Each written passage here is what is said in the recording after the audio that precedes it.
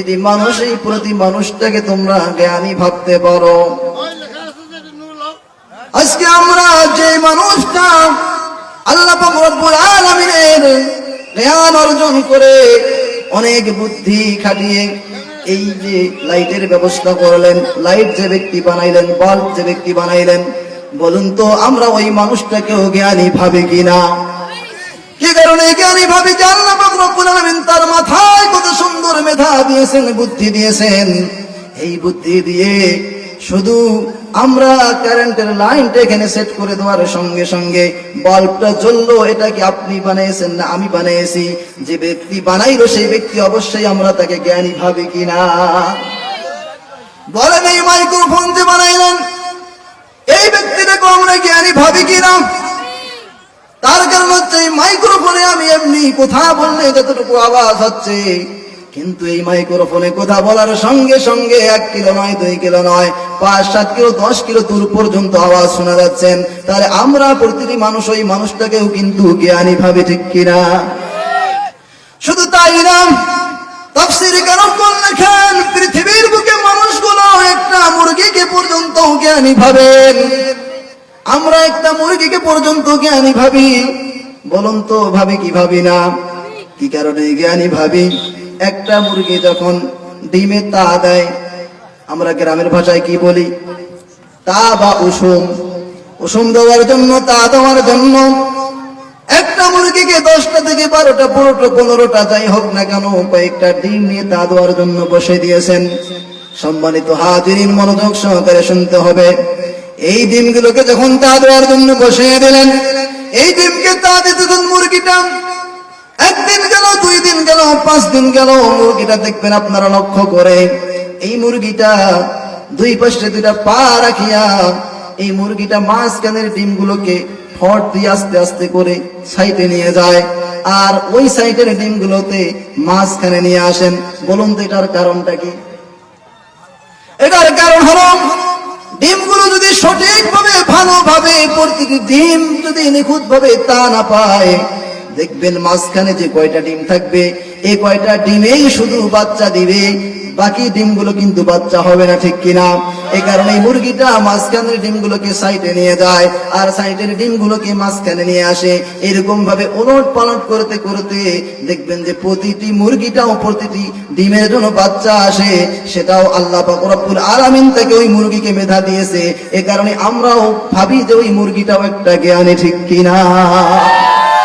শুধু তাই না, মুরগিটা যখন বাচ্চা দিলেন, ছানাগুলো চতুর্দিক দিয়ে টুকটুক টুকটুক করে আধার খাচ্ছে। সম্মানিত হাজিরিন, খুব জ্ঞানের সহিত শুনতে হবে, মগজ দিয়ে শুনতে হবে। এই মুরগিটার ছানাগুলো চতুর্দিক দিয়ে যখন আহার করতেছে, দেখবেন ওই মুরগিটা যখন দেখে যে একটা বাজ পাখি উপর দিয়ে উড়ে গেল, নিচ দিয়ে শুধু কি ঝিলিটা গেল, ঝিলি যাওয়া মাত্র দেরি মা মুরগিটা কটকট করে একটা আওয়াজ দিলেন। আওয়াজ দিতে দেরি, বাচ্চাগুলো প্রতিটায় নিজ নিজ জীবন নিয়ে লুকাইতে দেরি হয় না। বলুন তো তার ওই মুরগিটাও জ্ঞানী কিনা? মুরগিটাও জ্ঞানী। এক কথায় পৃথিবীর বুকে যারা আমরা মানুষ রয়েছি, প্রতিটি মানুষই প্রতি মানুষটাকে আমরা জ্ঞানী ভাবি। আমি নিজেকেও জ্ঞানী ভাবি। এক প্রকারে আল্লাহ পাক রব্বুল আলামিনের যত সৃষ্টি রয়েছে সমস্ত সৃষ্টিকে আমরা জ্ঞানী ভাবি, কিন্তু আল্লাহ পাক রব্বুল আলামিন বলেন, ও আমার গোলামেরা, ও আমার বান্দারা, তোমরা যতই যাকে জ্ঞানী ভাবো না কেন, কিন্তু আমি আল্লাহ পাক রব্বুল আলামিনের কাছে একমাত্র শুধুমাত্র তারাই জ্ঞানী যারা আমি আল্লাহ পাক রব্বুল আলামিনের জ্ঞান, কোরআনের জ্ঞান অর্জন করেছে। সুবহানাল্লাহ। সম্মানিত হাজিরিন, সমস্ত মানুষগুলোকে আমরা জ্ঞানী ভাবতে পারি, কিন্তু আল্লাহ বলছেন আমার কাছে একমাত্র কেবলমাত্র জ্ঞানী সে, কেবলমাত্র জ্ঞানী হচ্ছেন তিনি যার কোরআনুল কারীমের জ্ঞান রয়েছে। বলুন তো কোরআনুল কারীমের জ্ঞান ছাড়া পৃথিবীতে কোনো মানুষ কি জান্নাতে যেতে পারবে নাকি? কোরআনুল কারীমের জ্ঞান ছাড়া কোনো মানুষ জান্নাতে যেতে পারবে না। ফায়াত্তাবিউনা হাসান, সুন্দর জ্ঞান, ভালো জ্ঞান একমাত্র কোরআনুল কারীমের জ্ঞান। আপনারা যতই যা করুন না কেন, যতই যা বলুন না কেন, একটা মানুষ জীবন যাপন করতেছে, জজ হয়েছে, ব্যারিস্টার হয়েছে, উকিল হয়েছে, এই উকিলকে দেখবেন আল্লাহ পাক রব্বুল আলামিনের তাফসীর করে এই বান্দাগুলো গোলামগুলো তাফসীর লেখেন, ওই আল্লাহ পাক রব্বুল আলামিনের গোলামকে আপনি জ্ঞানী ভাবতে পারেন, কিন্তু আমি আল্লাহ পাক রব্বুল আলামিন তাকে জ্ঞানী ভাবি না। তার কারণ হচ্ছে ওই বান্দা অনেক ডক্টরি অর্জন করেছে, কিন্তু ডক্টরি অর্জন করার পরেও যখন ওই বান্দা ওই বান্দি যখন অনেক বড় শিক্ষিত হয়েছে, তোমাদের কাছে সে জ্ঞানী হতে পারে, তোমাদের কাছে সে শিক্ষিত হতে পারে, কিন্তু সমাজে যখন চলে আসেন দেখবেন ওই মহিলা ভদ্র মহিলা, তার মাথায় কোনো কাপড় নেই, তার শরীরের আধা অংশ দেখা যায়, আধা অংশ ঢাকা। আল্লাহ বলেন তাদেরকে তোমরা সকল মানুষই যদি জ্ঞানী বলো, আমি আল্লাহ পাক রব্বুল আলামিন তাকে জ্ঞানী বলি না। কেন জ্ঞানী বলেন না? আল্লাহ পাক রব্বুল আলামিন পর্দা করাকে ফরজ করে দিয়েছেন, আর এই ফরজ হুকুম লঙ্ঘন করার কারণে আল্লাহ পাক রব্বুল আলামিন তাকে জ্ঞানী ভাবলেন না। সম্মানিত হাজিরিন, এবার আমরা জ্ঞানী কাকে ভাববো? আমরা জ্ঞানী যদি হতে না পারি, আমরা যদি আল্লাহ পাক রব্বুল আলামিনের জ্ঞান অর্জন করতে না পারি, তাহলে আমাদের জীবন বরবাদ হয়ে যাবে। আমরা যতই হোমরা চোমরা যতই জীবন যাপন করি না কেন, আমরা জান্নাত যেতে চাইলে একমাত্র আমাদেরকে জ্ঞান অর্জন করতে হবে। বলুন কিসের জ্ঞান? কোরআনের জ্ঞান। কোরআনের জ্ঞান ছাড়া কোনো মানুষ ভালো হতে পারে না, কোরআনের জ্ঞান ছাড়া কোনো মানুষ নেক পথে আসতে পারে না, কোরআনের জ্ঞান ছাড়া কোনো মানুষ জান্নাতি হতে পারে না। জান্নাতি হতে হলে একমাত্র কেবলমাত্র কোরআনুল কারীমের জ্ঞান অর্জন করতে হবে, তাছাড়া মানুষ কখনো আল্লাহর জান্নাতে যেতে পারবে না। সম্মানিত হাজিরিন, আল্লাহ পাক রব্বুল আলামিন তারপরে বলতে ফামান হাক্কা আলাইহি কালিমাতুল আযাব, একমাত্র কোরআনুল কারীমের জ্ঞান যদি তোমরা অর্জন না করো, কোরআনুল কারীমের জ্ঞান অনুযায়ী যদি জীবন যাপন না করো, ও আমার গোলামেরা, ও আমার বান্দারা, ও আমার বান্দিরা, কোরআনুল কারীমের জ্ঞান যদি তোমরা অর্জন না করো, তাহলে আমি আল্লাহ পাক রব্বুল আলামিনের কাছে ফামান হাক্কা আলাইহি কালিমাতুল আযাব, তোমাদেরকে তিনটি জিনিস তোমাদেরকে আমি উপহার দিব। যদি তোমরা আমি আল্লাহ পাক রব্বুল আলামিনের কোরআনুল কারীমের জ্ঞান যদি অর্জন করো, এক নম্বরে তোমাদেরকে আমি আল্লাহ পাক রব্বুল আলামিন যে দলিল দিব সেটা হচ্ছে আফামান হাক্কা আলাইহি, আফামান হাক্কা, আমি আল্লাহ পাক রব্বুল আলামিন একমাত্র কেবলমাত্র তোমাদেরকে আমি আল্লাহ পাক রব্বুল আলামিন হক্কানি বান্দা হিসাবে আমি আল্লাহ পাক রব্বুল আলামিন ঘোষণা করব। সুবহানাল্লাহ। এক নম্বরে আমাদেরকে আল্লাহ পাক রব্বুল আলামিন হক্কানি বান্দা হিসেবে ঘোষণা করলেন। দুই নম্বর জানা আলাইহি কালিমাতুল আযাব, আমি আল্লাহ পাক রব্বুল আলামিন তোমাদেরকে দুই নম্বরের যেটা আমি সুসংবাদ দিব, দুই নম্বরের যে জিনিসটা দিব সেটা হচ্ছে কালিমাতু আলাইহিল আযাব, আমি আল্লাহ পাক রব্বুল আলামিন তোমাদেরকে বিভিন্ন ধরনের আযাব থেকে আমি আল্লাহ পাক রব্বুল আলামিন মুক্তি দান করব। সুবহানাল্লাহ বলবেন না? মুক্তি দান করবেন আযাব থেকে। কোন আযাব থেকে আমাদেরকে মুক্তি দান করবেন? আমাদের শুধু পরকালের আযাবেই কি আযাব না, দুনিয়াতেও আযাব রয়েছে, দুনিয়াতে অসংখ্য আযাব রয়েছে। আপনার মেয়ের বয়স হয়ে গেছে, সাবালিকা হয়ে গেছে, হঠাৎ করে একটি ছেলের হাত ধরে চলে গেছে, বলেন আপনার আযাব না গজব না ভালো? আযাব হয় কিনা? আপনার ছেলের বয়স হয়ে গেছে, হঠাৎ করে দেখা গেল একটা মেয়েকে নিয়ে উধাও হয়ে গেছে, আপনার এরকম আযাব, এই আযাবের অসংখ্য ব্যাখ্যা রয়েছে। এবারে দেখেন দুনিয়ার আযাব শুধু নয়, আফাআনতা তুকিযু মান ফিন্নার,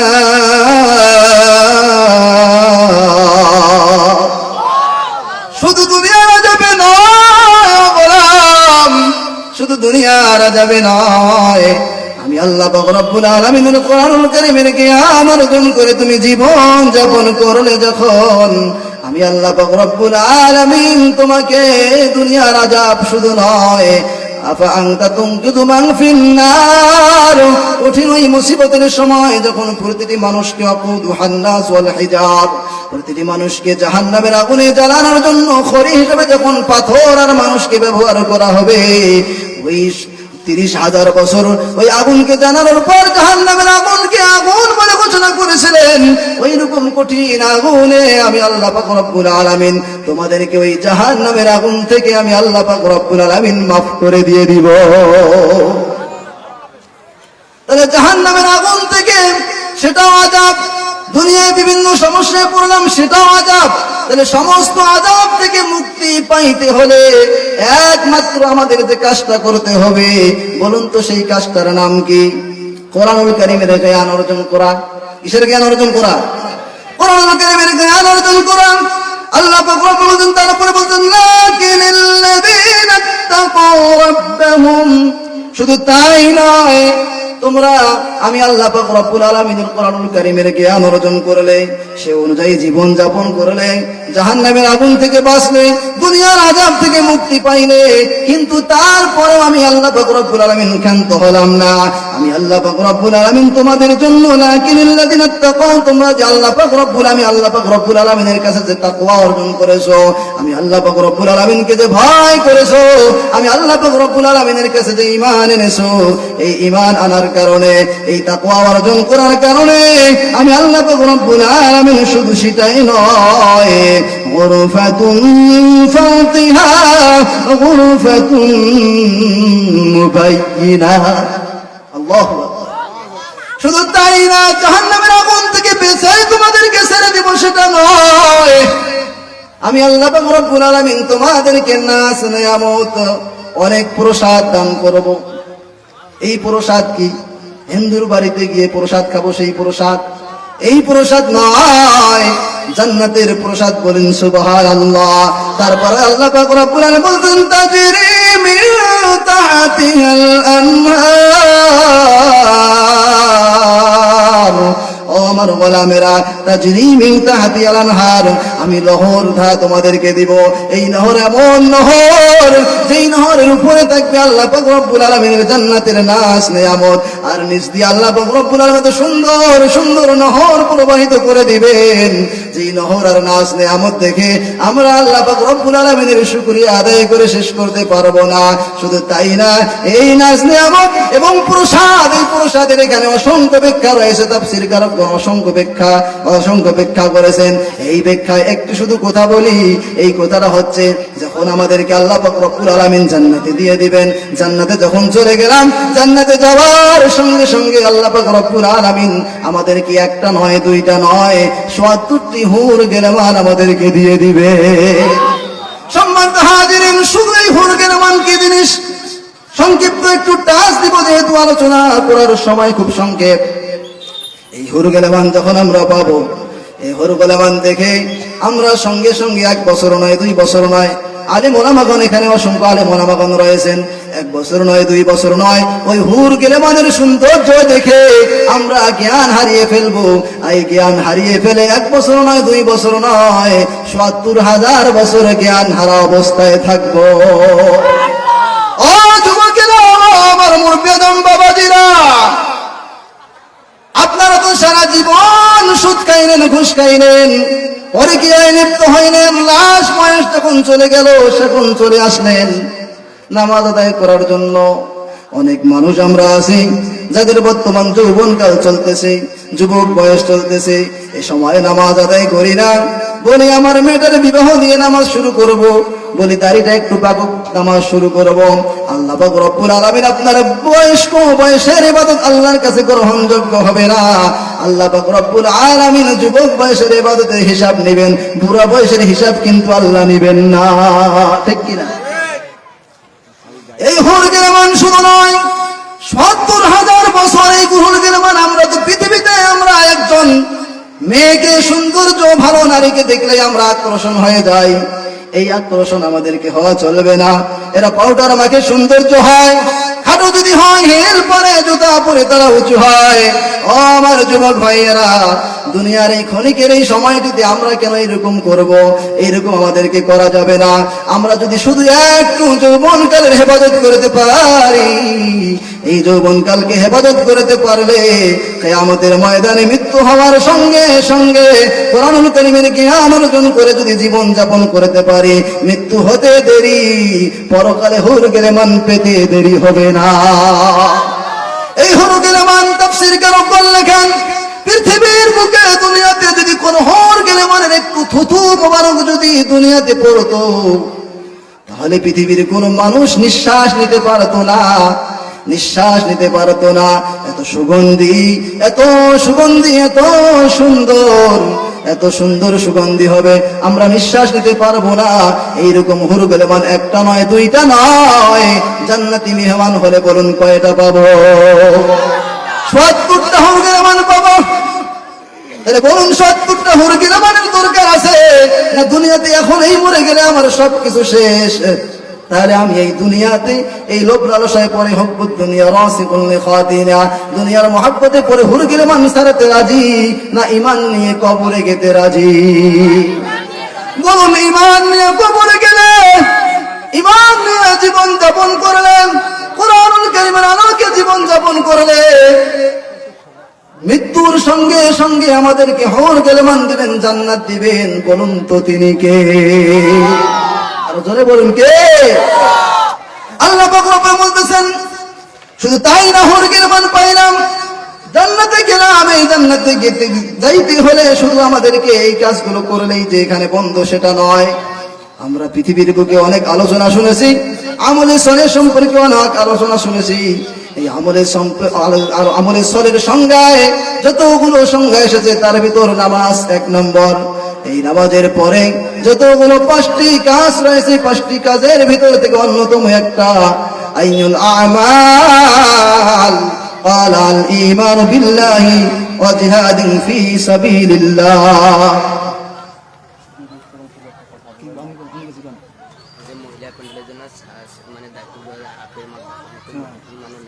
সম্মানিত হাজিরিন, মহিলা প্যান্ডেলে যে সমস্ত মা এবং বোনদেরকে দায়িত্ব দেওয়া হয়েছে, যাদেরকে দায়িত্ব দেওয়া হয়েছে শুধু মহিলা প্যান্ডেলে নয়, পুরুষ প্যান্ডেল, মহিলা প্যান্ডেল সহ স্বেচ্ছাসেবকের যাদেরকে দায়িত্ব দেওয়া হয়েছে, সকলকে নিজ নিজ দায়িত্ব পালন করার জন্য বিশেষভাবে বলা হইল। সম্মানিত হাজিরিন, আলোচনা কোথায় গেল বলেন তো? মনে রাখতে হবে, আলোচনা ভুলে গেলে চলবে। আমলে সলের সংজ্ঞা অসংখ্য, আমলে সলে, এই আমলে সলের ভিতর অন্যতম একটা সংজ্ঞা হচ্ছে আইনুল আমাল। ওয়ান জাবির রাদিয়াল্লাহু তাআলা আনহু قال قال رسول الله صلى الله عليه وسلم, আবু জাহর রাদিয়াল্লাহু তাআলা আনহু ডাকেন, ইয়া রাসূলুল্লাহ, ইয়া হাবিবাল্লাহ, ইয়া নবীজি, যতগুলো আমল আছে এই আমলের ভিতর থেকে উত্তম আলম, ভালো আমল, উত্তম আমল হচ্ছে কোনটি? আল্লাহ রাসূল সাল্লাল্লাহু আলাইহি ওয়াসাল্লাম বলেন আইনুল আমাল। তুমি যখন ভালো আমল খোঁজার জন্য এসেছো, আইনুল আমাল ১ নম্বর হচ্ছে আইনুল আমাল ক্বালাল ঈমান। ১ নম্বরে তুমি ঈমান আনবে, আর ঈমান আনার সঙ্গে সঙ্গে আইনুল আমাল ক্বালাল ঈমানু বিল্লাহ, তুমি আল্লাহ পাক রব্বুল আলামিনের রাস্তায় ওয়া জিহাদান ফি সাবিলিল্লাহ, তুমি সঙ্গে সঙ্গে জিহাদ করার জন্য রেডি হয়ে যাবে। সুবহানাল্লাহ বলেন। এই জান্নাত পাইতে হলে আমরা কি শুধু এমনি এমনি করে জান্নাত পাবো? আল্লাহ পাক রব্বুল বলেন, তোমরা কোরআনুল কারীমের জ্ঞান অর্জন করলে, জাহান্নামের আগুন থেকে বাঁচলে, জান্নাতে গেলে, কিন্তু আমি আল্লাহ পাক রব্বুল আলামিন তোমাদেরকে এমনি এমনি জান্নাত দিব না। আল্লাহ পাক রব্বুল আলামিন সূরা বাকারায়, মহাগ্রন্থ পবিত্র কোরআনুল কারীমের সূরা বাকারায় বলতেছেন, আম হাসিবতুম আন তাদখুলুল জান্নাতা ওয়া লাম্মা ইয়াতিকুম মাসালুল লাযীনা খালাউ মিন ক্বাবলিকুম মাসাতহুমুল বাসা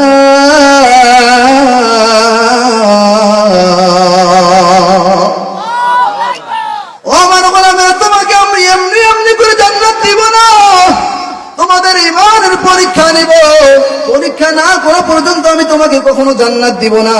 বলেন পৃথিবীতে আমরা কি কোনো ব্যক্তি পরীক্ষা ছাড়া ক্লাসে উঠতে পারি? পরীক্ষা দিয়ে তারপর 1 থেকে 2 তে যাইতে হয়, ওই পরীক্ষায় পাশ করার পর তারপর 3 তে যাইতে হয়, ঠিক কিনা?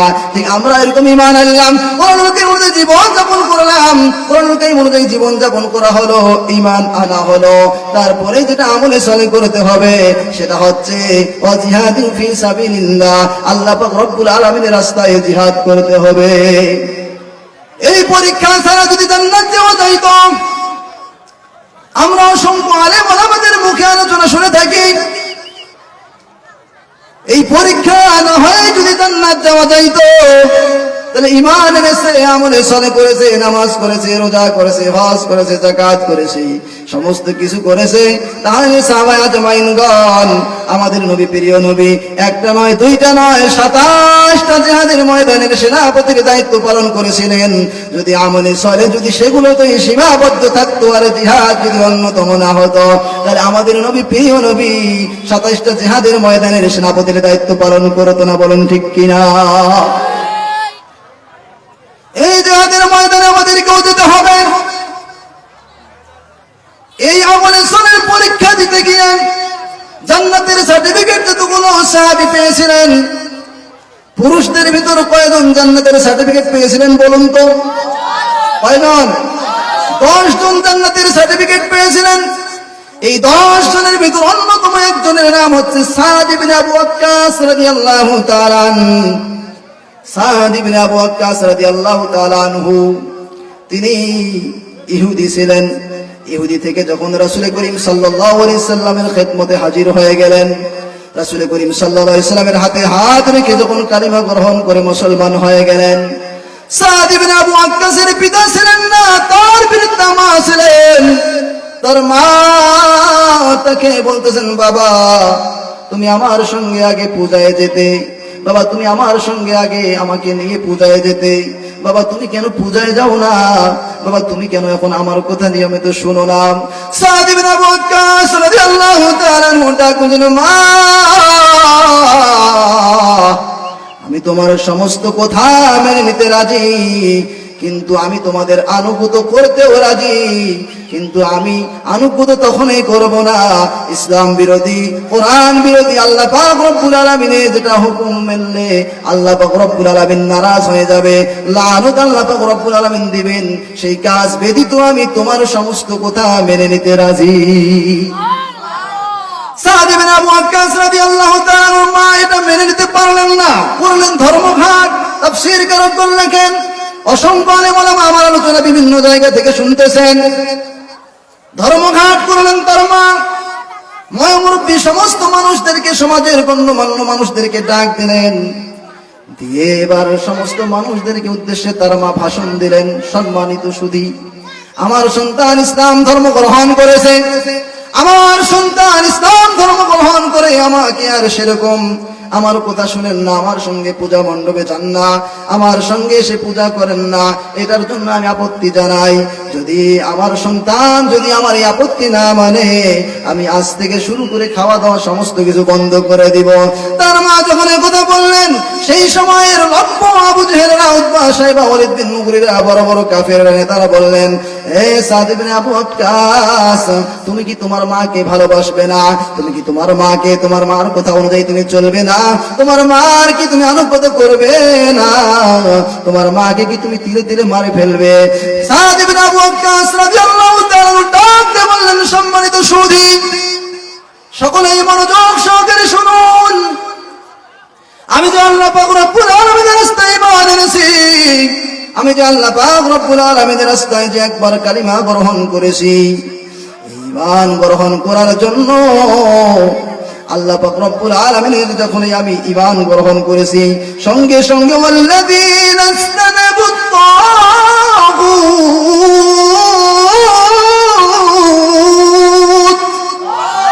আমি তাগুতের অনুগত বাদ দিলাম, তাগুতকে ছেড়ে দিয়েছি, তাগুতের আর কোনোদিনও আমি অনুগত করব না।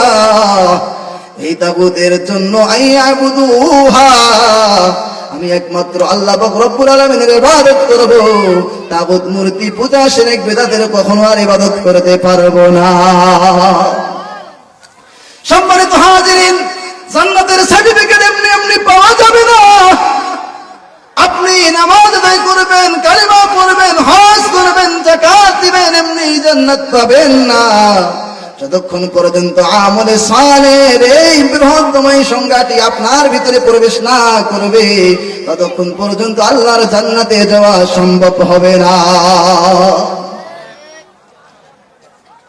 সাদ ইবনে আবু ওয়াক্কাস রাদিয়াল্লাহু তাআলা ডাকতে বললেন, মা ইয়া আইয়ুহাল্লাযীনা আমানু কুনু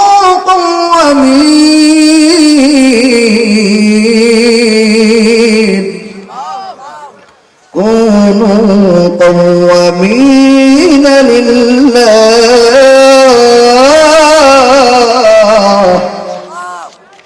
লিল্লাহি শুহাদাআ বিল কিসত। সুবহানাল্লাহ। সাদ ইবনে আবু ওয়াক্কাস রাদিয়াল্লাহু তাআলা ডাক দিয়ে বলতেছেন, ও মা, সত্যের সাক্ষ্য দিতে আল্লাহ পাক রব্বুল আলামিনের কাছে সত্যের সাক্ষ্য দিতে গিয়ে মা, ওয়ালাউ আলা আনফুসিকুম আবিল ওয়ালিদাইনি ওয়াল আকরাবিন।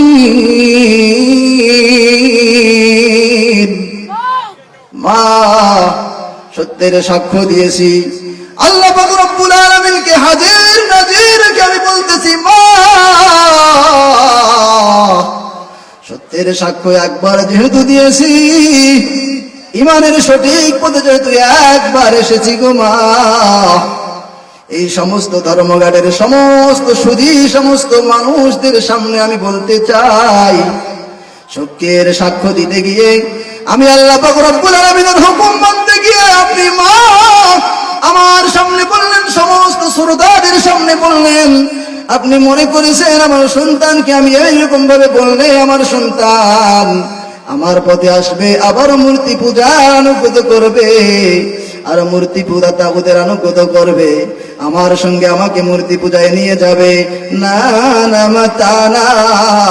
সত্যের সাক্ষ্য দিয়েছি একবার যেহেতু বাবা, আল্লাহর জান্নাতের পথ যেহেতু পেয়েছি, আল্লাহর পথে যেহেতু একবার ঈমান এনেছি, আর এই সত্যের সাক্ষ্য দিতে গিয়ে মা, ওয়াবিল ওয়ালিদাইনি ওয়াল আকরাবিন, আওলাদ বর্গ বলতে চাচা চাচা, খালা খালু, ফুপা ফুপু সহ শুরু করে সমস্ত আত্মীয় স্বজনরা যদি তোমরা না খেয়ে মারা যাও, সমস্ত মানুষগুলো যদি তোমরা যদি আমার বিপক্ষে চলে যাও, আমার বিপক্ষে যদি আস্থা নাও, মা তুমি যদি না খেয়ে যদি একবার নয়, ও মা, একবার নয়, দুইবার নয়, শতবার নয়, তুমি যদি আমাকে তোমার পথে আনতে গিয়ে যদি তুমি মা যদি না খেয়ে যদি মারা যাও, আবার যদি আল্লাহ তোমাকে জিন্দা করে, আবার যদি তুমি না খেয়ে মারা যাও, এরকম হাজার হাজার বার যদি তোমাকে আল্লাহ পাক রব্বুল আলামিন জীবন দান করেন,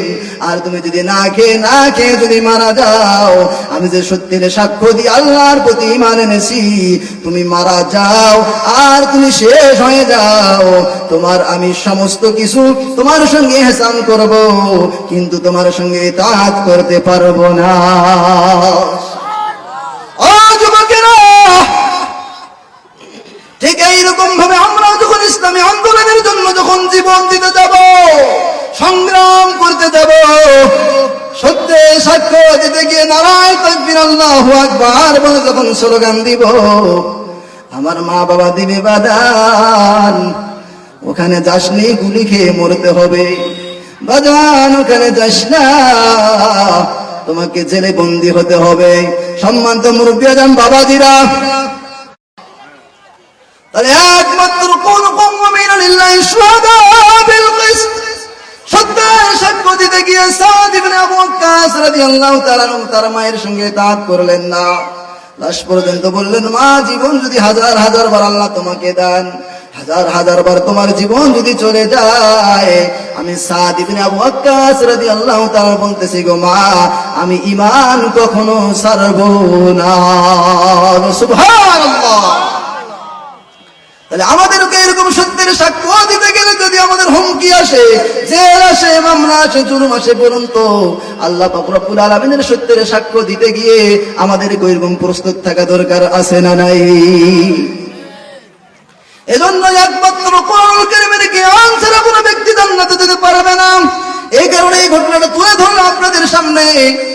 কোরআনুল কারীমের জ্ঞান যখন আমাদের ভিতরে, আমার ভিতর, আপনার ভিতর, সকলের ভিতর প্রবেশ করবে, সহিহ জ্ঞান যখন আমাদের ভিতরে আসবে, তাহলে দেখা যাবে পৃথিবীর সমস্ত মানুষগুলো যদি আমার বিপক্ষে চলে যায়। আল্লাহ রাসূল সাল্লাল্লাহু আলাইহি ওয়াসাল্লাম একটি হাদিস বর্ণনা করেন, আবি উমামা রাদিয়াল্লাহু তাআলা قال قال رسول الله صلى الله عليه وسلم من أحب لله وأبغض لله وأعطى لله ومنع لله فقد استكمل الإيمان।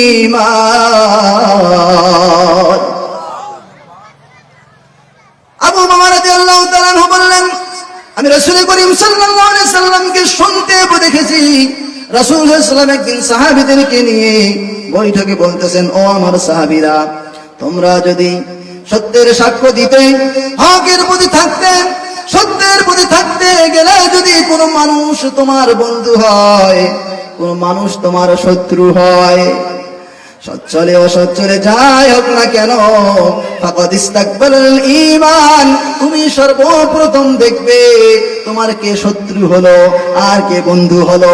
তোমার মা তোমার পক্ষে থাকলো না তোমার বাবা তোমাদের বিপক্ষে চলে গেল, তোমাদের সমাজের লোকগুলো তোমার পক্ষে থাকলো না শত্রু হলো, এটা তোমার দেখার মুখ্য বিষয় নয়।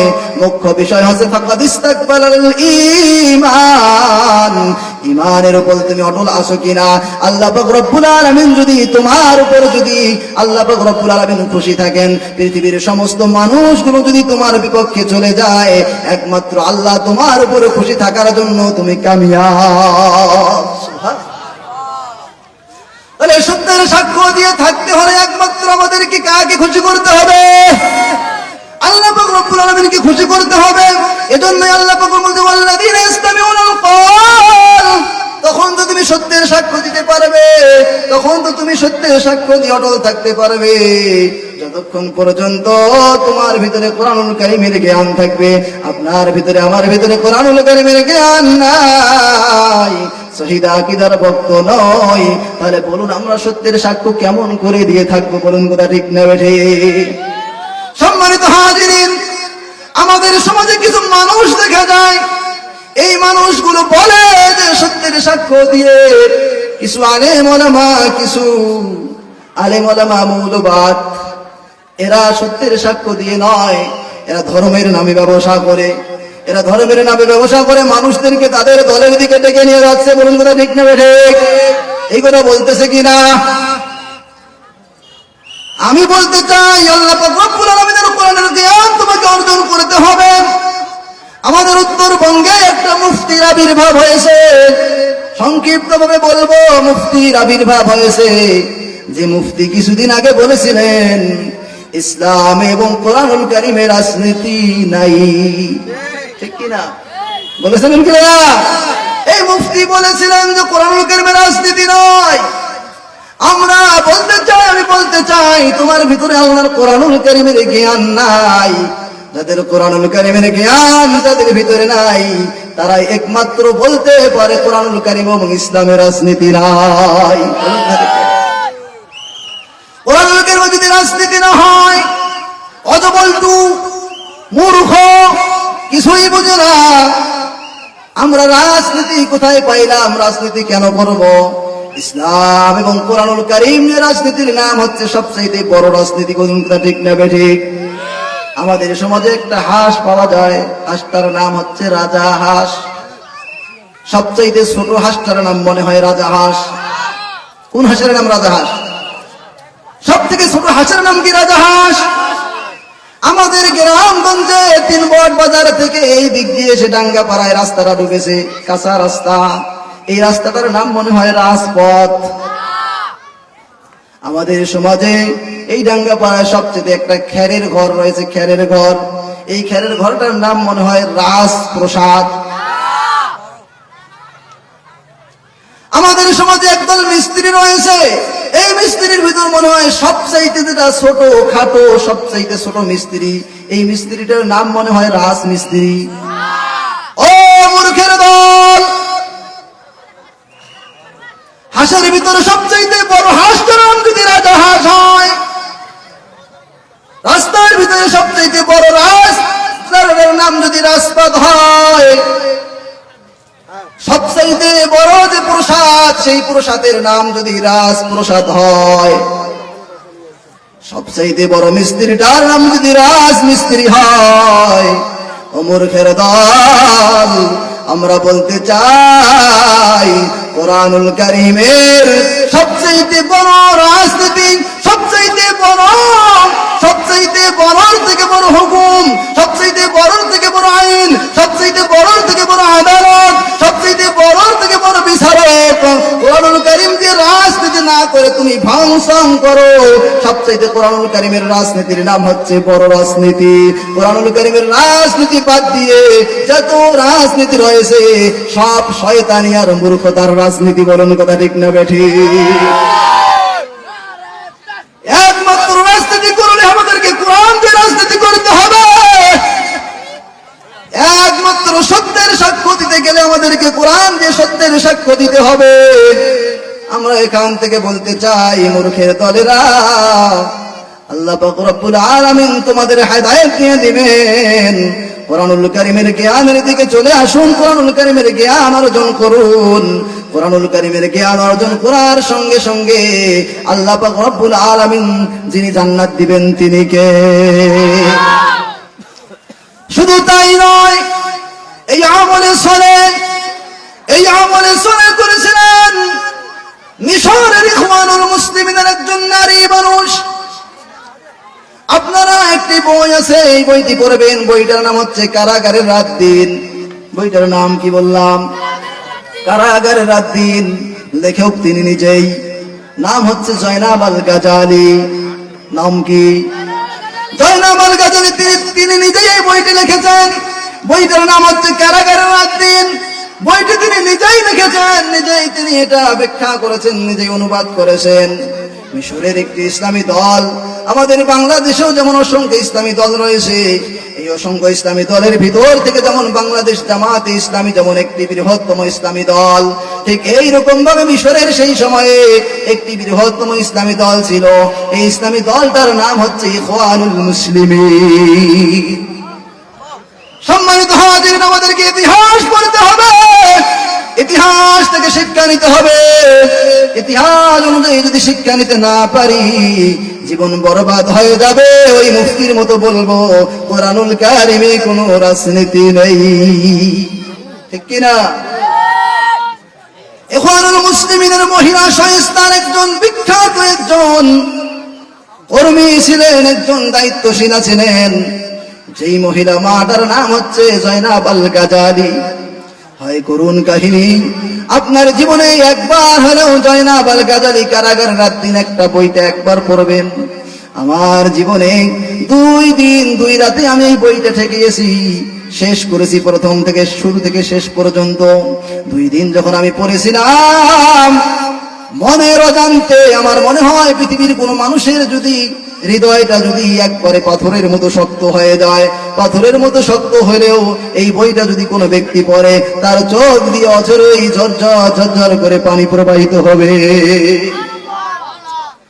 জয়নাব আল গাজালি নিজেই লিখেছেন, জয়নাব আল গাজালি যখন তেনাকে ইসলামী আন্দোলন করার জন্য যখন তেনাকে জেলে নিয়ে যাওয়া হলো, সম্মানিত হাজিরিন, আমি এই বইটা রাতে পড়েছিলাম, দিনে পড়েছিলাম।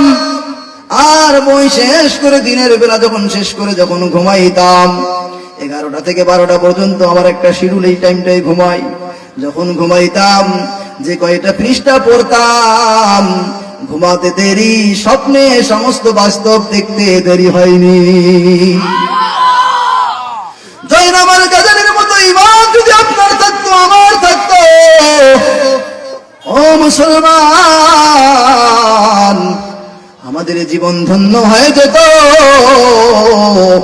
যেমন জান্নাতের সার্টিফিকেট পেয়েছিলেন দুনিয়াতেও, আমরাও এরকম রাসূলকে স্বপ্নে যুগে দেখে জান্নাতের সার্টিফিকেট পেয়ে যেতাম। জয়নাব আল গাজালি তিনি নিজেই লিখেছেন, যখন তাকে জেলে নিয়ে যাওয়া হলো, জেলে নিয়ে যাওয়ার পর তাকে শাস্তি দেওয়া শুরু করে দিলেন। মারতে মারতে মারতে মারতে জীবন যায় যায় যায়, মুহূর্ত চলে আসলেন। হাতগুলো সব একবারে পঙ্গু হয়ে গেলেন, হাত উঠাইতে পারে না, পা দিয়ে চলতে পারে না, বসে থাকতে পারে না, পড়ে যায়। নিজ হাতে খাইতে পারে না।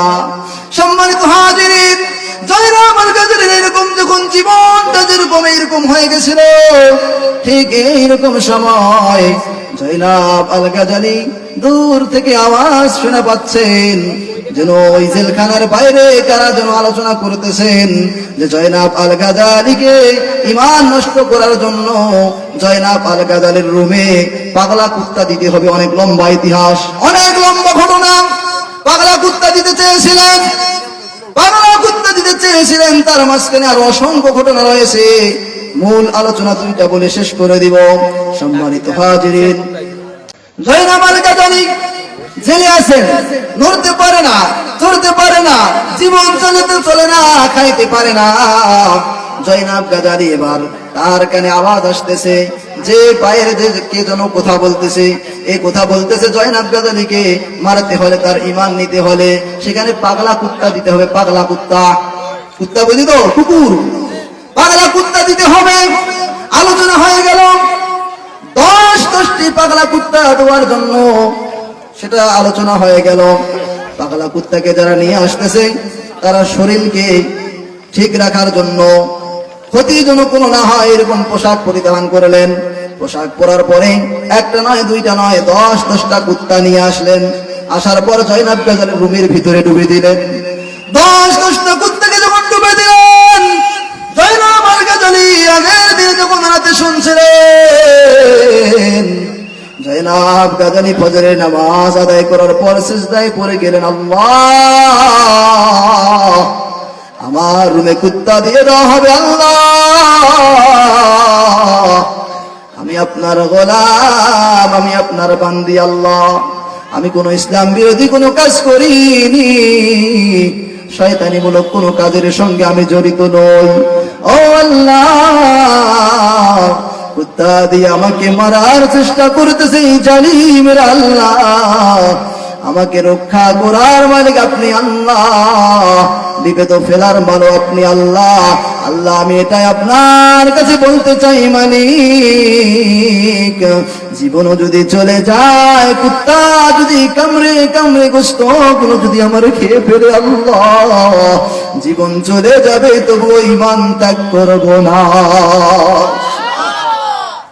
সম্মানিত হাজিরিন, আমলে সালেহ কাকে বলে শুনুন।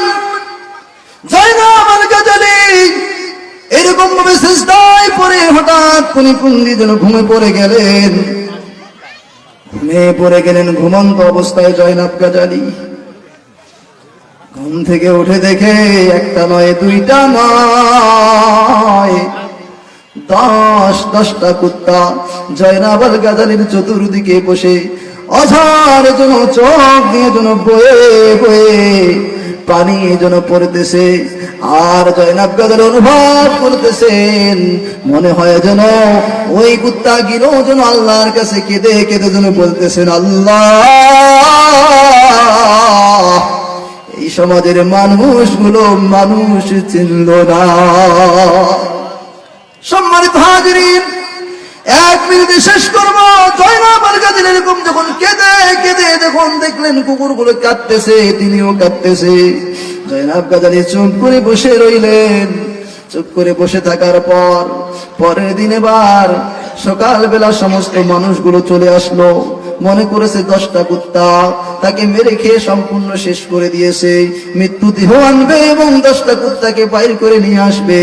এইরকম সময় যখন ওই মানুষগুলো পোশাক পরিধান করে রুমের ভিতর প্রবেশ করলো, রুমের ভিতর প্রবেশ করার সঙ্গে সঙ্গে 20টি মানুষ প্রবেশ করেছিল রুমের ভিতরে।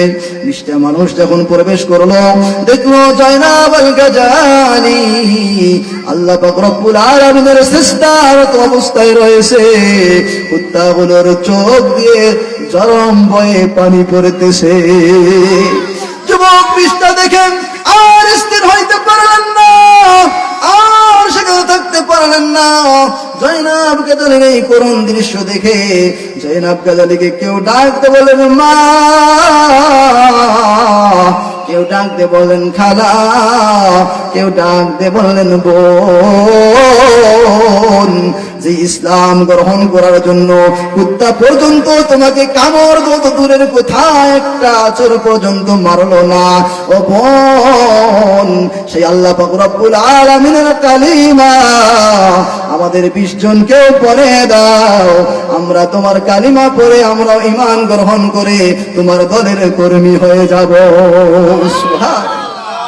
সম্মানিত হাজিরিন, তাহলে আল্লাযীনা ইসতামিউনাল কওল, কোরআনুল কারীমের জ্ঞান অর্জন ছাড়া জান্নাত যাওয়া সম্ভব নয়। কোরআনুল কারীমের জ্ঞান ছাড়া জান্নাত যাওয়া সম্ভব নয়। কোরআনুল কারীমের জ্ঞান ছাড়া আমলে সালেহ বোঝা সম্ভব নয়। কোরআনুল কারীমের জ্ঞান ছাড়া রাজনীতি কোরআনুল কারীমে আছে না নাই এটা বোঝা সম্ভব